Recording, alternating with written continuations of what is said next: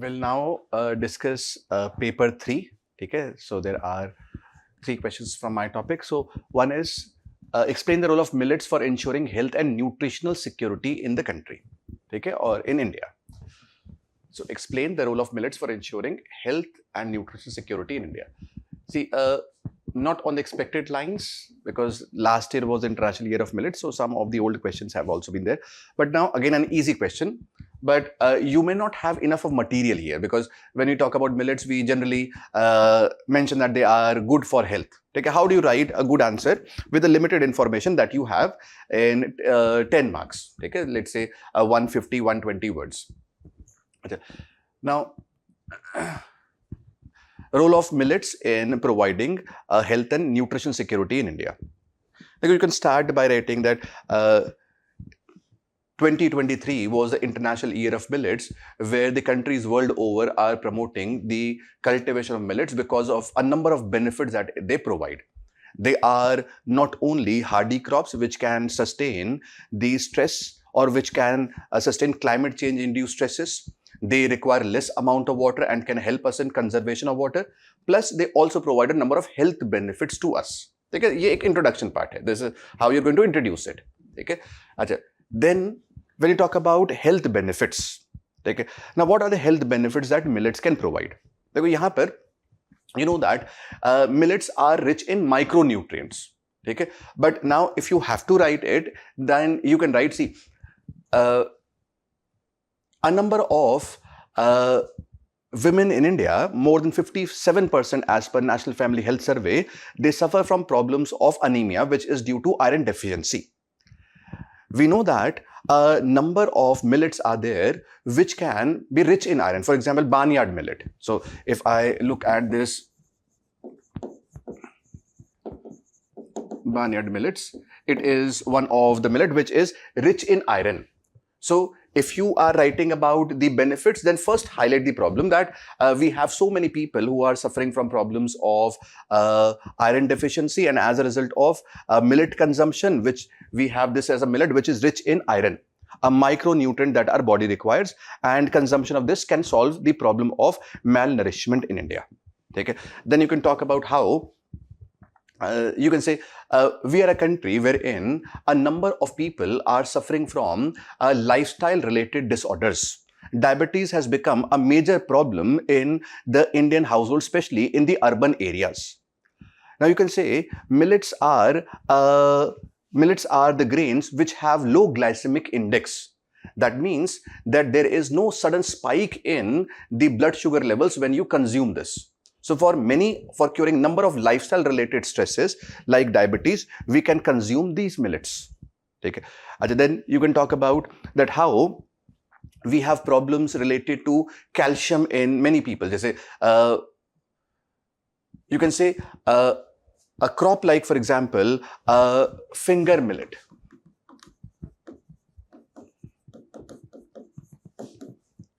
Or also known as ragi. Okay. So, stunting is one of the major problems that we face in the Indian children. Moreover, after the reproductive age group, a number of women, they suffer from osteoporosis. That means their bones become weak. Calcium is required for strengthening of those bones. And when you look at a crop like, for example, ragi or finger millet, it is very rich in the calcium content. Okay, so you can talk about this. Then you can say a number of people, they have a problem where they cannot digest gluten. So all of the millets are gluten free, and consumption of those millets will be helpful for the people who have this kind of celiac disease. Okay, so this is how you're going to frame your answer with a number of examples. Okay, Kodo millet can solve problems related to nervous disorders. So our dietary pattern after the Green Revolution has seen a change wherein we are largely dependent on crops like, for example, rice and wheat, which cannot provide all the nutrients that our body requires. And millets would be very much helpful here. They have been traditional part of natural diet of Indian people, and they are rich in a number of micronutrients. They're gluten free. They are crops which can which have low glycemic index. These are crops which provide a number of micronutrients. Just for example, bajra or pearl millet. Bajra pearl millet is rich in vitamin E. Okay? So this can be cited as an example. Okay? So first you introduce the topic that 2023 was the International Year of Millets, where government is promoting millets, or simply without 2023 as well, government has been promoting the production of millets or Shri Anna because of the number of benefits that it provides. Not only it will provide the resistance towards climate change induced stresses, not only it will help us in conservation water, but it will also provide some health benefits. Health benefits mein you have these examples with you. So ragi is rich in calcium. We have barnyard millet, which is rich in iron. We have, let's say, bajra or pearl millet, which is very rich in vitamin E. Kodo millet, it is going to help you in developing a good nervous system. Okay? Then you can talk about the millets being gluten-free. They can help a number of people. So this is how you can attempt a question. Then towards the conclusion part, because 10 marks are not much of conclusion can be written here. You can talk about how the government has been promoting the millets. What can be the programs for promoting millets in the country? Okay. A simple, straightforward, easy question was there.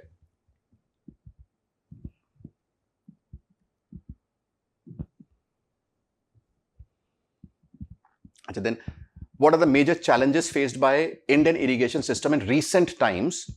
State the measures taken by the government for efficient irrigation management. There are two parts of the question.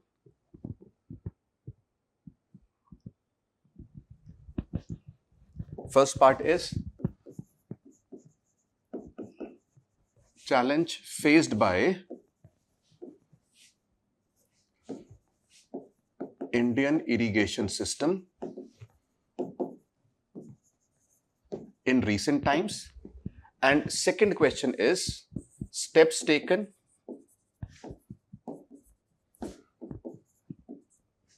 to improve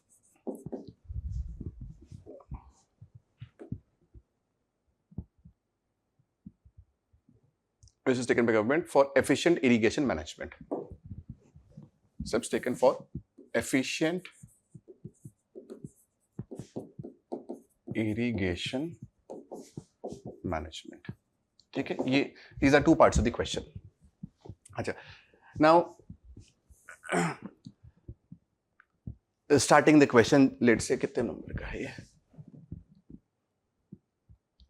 It's a 15 marks question, 250 words are required. So 200, 250 words. So now understand. So if you want to introduce the question, you can talk about saying that irrigation is very important part of agriculture, and it is important, or it is essential to reduce the dependency on the monsoon and make agriculture predictable. Okay? So this is the importance of agriculture, importance of irrigation. Although the area under irrigation in the country has seen a good increase in the recent times, but in the recent times, some of the problems are also being faced. These are as follows. Okay? Highlight karte problem. What are the problems that we are facing? When you look at the problems, recent times that Indian irrigation system is facing. Now, simple 4 or 5 problems are there. One of the problem, can I say, is related to efficiency of water usage.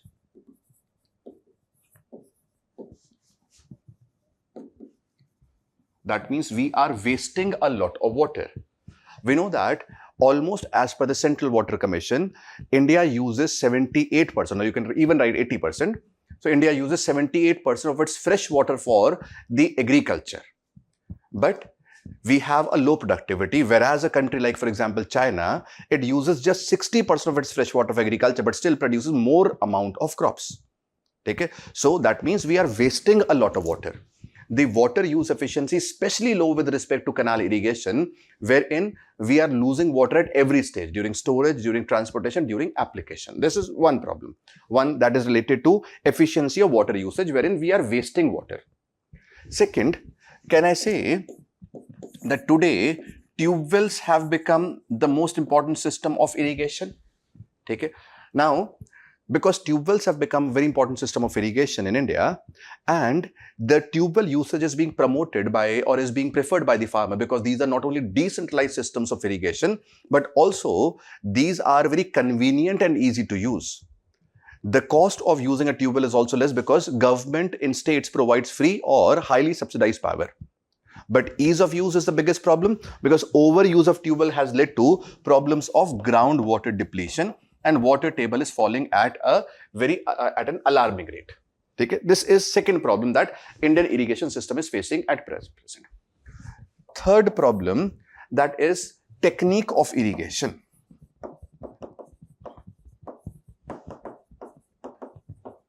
Technique of irrigation. That means today, if I look at the technique of irrigation, what we are going to notice is that most of the farmers, they go for flood irrigation technique. Flood irrigation technique will lead to wastage of water, and flood irrigation technique will also create problems related to soil erosion. Okay? So we need a better technique of irrigation, and the present day flood irrigation technique is highly wasteful and obsolete. ये एक third problem हो गई. अच्छा. Then can I say one of the problems can be distribution of water?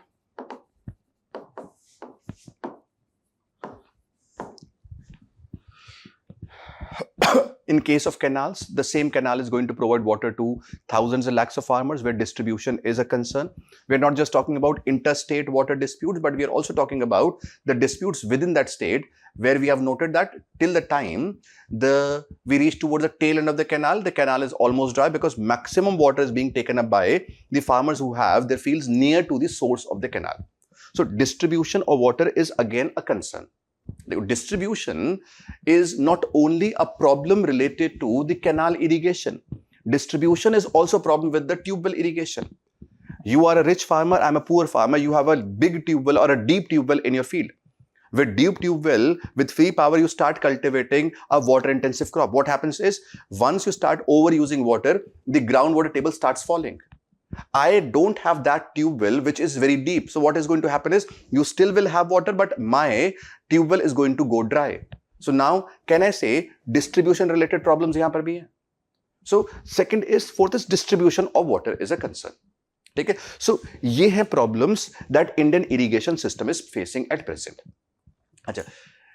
Now the second part of the question. So first part is addressed. What is the second part of the question? Steps that have been taken for efficient irrigation management. Dekho, what is the step taken? We know that we have, if we look at the steps, we know that we have this Krishi Sinchai Yojana, Pradhan Mantri Krishi Sinchai Yojana. Achha, under Krishi Sinchai Yojana, a number of components are there. One of the challenges that we are facing, that still a large number of farmers, they don't have irrigation infrastructure, they don't have any kind of irrigation support. You know that there are a number of components under Pradhan Mantri Krishi Sinchai Yojana. Okay? So one of the components is the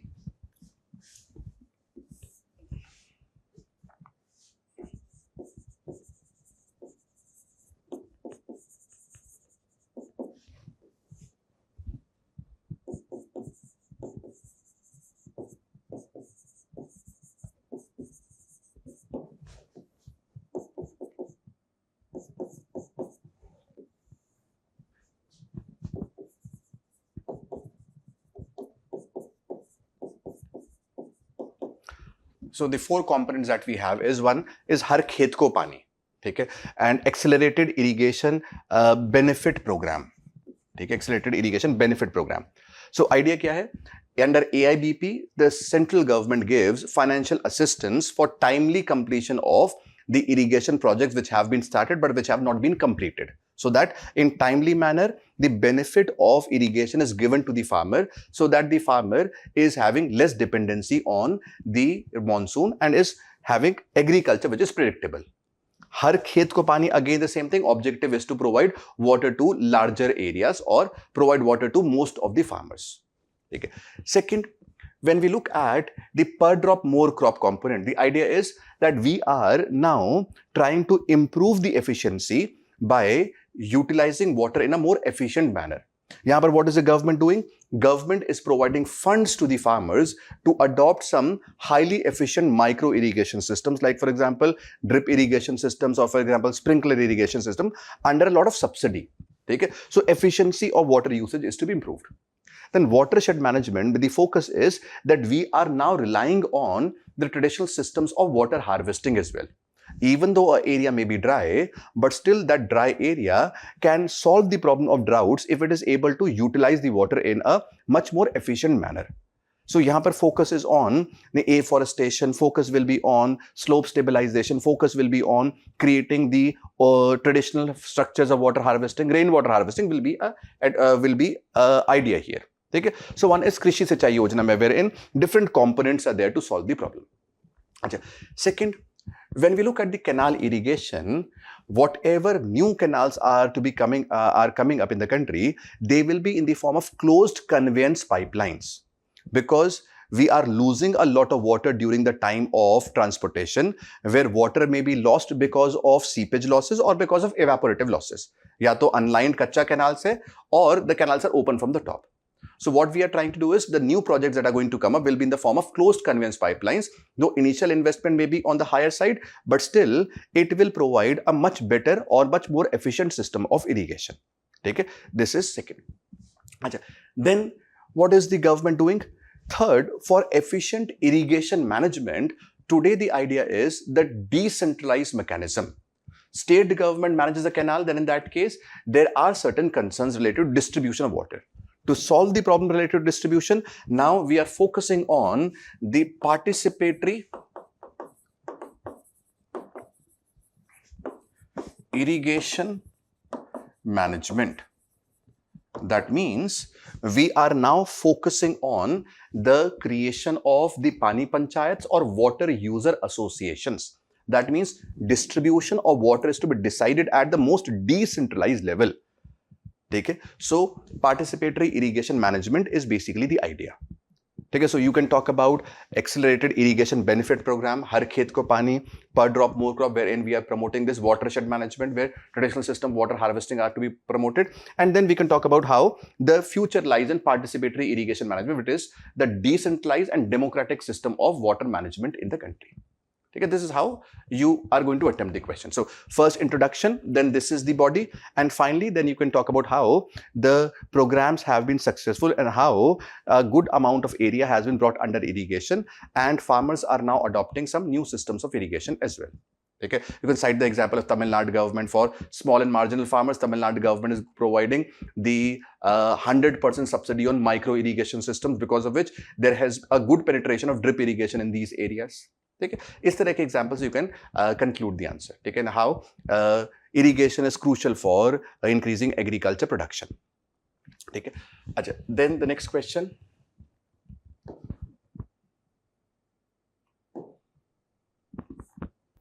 Discuss the importance of buffer stock for stabilizing agriculture price in India.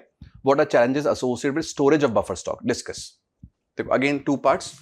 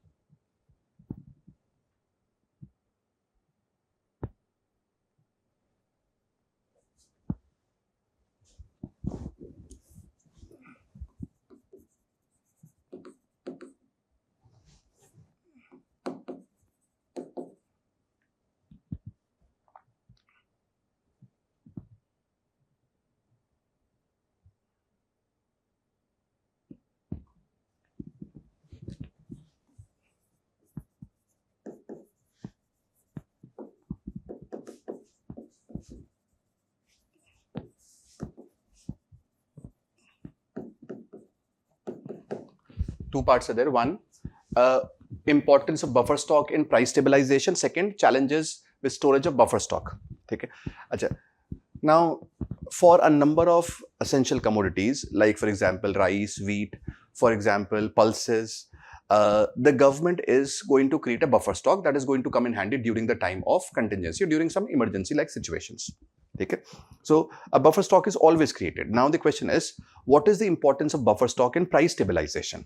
Okay, suppose I have to start this question. So first, I will write about how we need to have stable price for agriculture commodities. You can start by saying that as per the Angel's law, as the income of a population group decreases, the proportion of income that is spent on food items, it increases. That means majority of the Indians, they spend a very high or a significantly high amount of their income in purchasing the food items. And that is why we have a very high share of the food commodities in the consumer price index. So stability of the food grains, stability of price in agriculture commodities affects the common man of the country the most. This is how you can introduce it. Okay? This is the way you can introduce the question. Then you can talk about what is the importance of buffer stock in price stabilization. If suppose I have a buffer stock, if let's say price increases, can I say price to a large extent will be dependent on demand and supply situation? Okay. It will be related to demand and supply situation. If suppose demand is 100 kg and supply is let's say 80 kg, then can I say in that case there will be increase in price? Okay. So you can talk about how the price of agri commodities is dependent on demand and supply situation, and how the shortage in supply can lift up the prices for the Indian consumers. Okay? If suppose the price increases because of short supply, if the government has the buffer stock, what can the government do? Government in that case may release that surplus stock. If suppose I have kept 20 kgs of grains with me as a government, so I will release this 20 kg of grains into the market. 80 kg is already there in terms of supply, another 20 kg will be added and demand meets with the supply, and in that case the price stabilizes. Okay? So government has created a number of funds, as for example price stabilization fund, wherein fund will be created where the government is going to purchase the grains from the farmers, government is going to create a buffer stock, and then based on the buffer stock, the government is going to utilize it.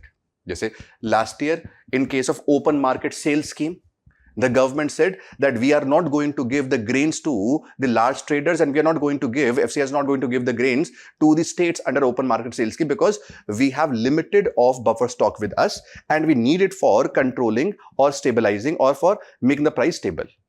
Okay? So this is how the government uses the policy. So importance of buffer stock in price stabilization. So if the government purchases from the farmers, not only the farmers have a good price, not only the farmers are going to get the benefits of MSP, at the same time, in times of crisis when the supply is a problem, government may release the commodity from the buffer stock, and this will help in increasing the supply of that commodity, and the market price also stabilizes. So if let's say look at the role of FCI. FCI ka role kya hai? One role of FCI is to provide food grains for sustaining PDS. One of the objectives of FCI is to maintain a buffer stock. One of the objective is to help in price stabilization. So buffer stock is important because it is going to help us during the time of emergency when the supply is short, wherein government is going to release item from the buffer stock, and then as a result of which the price improves. Okay, this is one part of the question. There can be a number of other methods for price stabilization, but that we are not talking about here. This is not the demand of the question. Next is challenges with the storage of buffer stock. That means here the exam is asking what are the major challenges related to the storage infrastructure in the country or the post-harvest infrastructure. Do we have enough of godowns? Do we have enough of cold storage to store it? Now, here challenges mein kya hai? One is shortage. Shortage is one of the challenge. Okay? Jahan we don't have enough of storage capacity to store the grains. FCI के पास क्या है? FCI has some godowns of its own. Some godown it has taken on lease from private parties or companies. Some godowns it has taken on lease from the Central State Warehousing Corporation. Still, there is a shortage of around 70 million tons in the country, looking at the future growth of population. Okay? So one of the challenges in storage of buffer stock is shortage of storage infrastructure. Okay? So shortage of storage infrastructure. This is one of the challenge. Second is non-uniform distribution. That means most of the godowns that we have with Food Corporation of India, most of these godowns, as highlighted by Shanta Kumar committee, they are located in only a few areas of the country. Maximum of the infrastructure is present in Punjab, Haryana, Western UP, some parts of Madhya Pradesh, so on. Bihar has a very poor infrastructure, though Chhattisgarh may have a better infrastructure in that case. So the storage infrastructure that we have is not uniform. This is one of the challenges related to storage of buffer stock. Okay? If you have procured it from the farmers, where are you going to store it? One, you don't have enough storage space. Second, you will have to transport it long distances because you have storage infrastructure created in only a few areas, non-uniform distribution. Third is related to the maintenance. Maintenance of the storage infrastructure. ये एक और challenge है, maintenance of storage infrastructure. Then in that case, maintenance means that godowns are not properly maintained. A good amount of grains that are stored, they are getting rotten in the godowns. So, for example, 2023, Food Corporation of India, it discontinued with a system that was known as cover and plinth system, wherein a platform was created in open over which the stacks of rice were laid and then it was covered with a tarpaulin sheet. This was the unscientific mechanism in which the grains were stored. What if the tarpaulin sheet is damaged by the rodents? What if monkeys, they damage this grain? What if rainfall takes place and the tarpaulin sheet is damaged and the grains will start rotting? So unscientific system of storage. We don't have enough of cold storages in the country. Jaise onions. Today, we know that price of onions are very high. Much of the onions that are being stored are stored by the farmers in structures, unscientific, largely known as kandha chals. So if temperature increases, humidity increases, rotting takes place. If humidity is high or let's say temperature is less, then in that case, we will have sprouting of onions. So what I am trying to tell you is that you need a better maintenance. So challenges mein, you can talk about storage, shortage of storage infrastructure. Then you can talk about non-uniform distribution. Okay? Then you can talk about maintenance. Okay? This system has been discontinued, but it was discontinued only in 2023. And the same are the challenges with the cold storages as well. The same challenges are with the cold storage as well, because when you create a buffer stock, you will create a buffer stock for some of the horticulture items like tomatoes, onions, potatoes as well. Okay? So this will be the challenge. Okay? Now the next part, conclusion. You can talk about certain government schemes. Just say government is trying to create the world's largest grain storage plan. Some schemes like for a negotiable warehouse receipt scheme have been there. Okay? So now you can say that government is bringing change or last year brought a change in open market sales scheme. So this way you can conclude on a positive note. Okay? So first, importance of buffer stock, price stabilization, how it happens. Second, challenges you have in front of you. And then the third, you go for conclusion part. Okay? Chalo, thank you.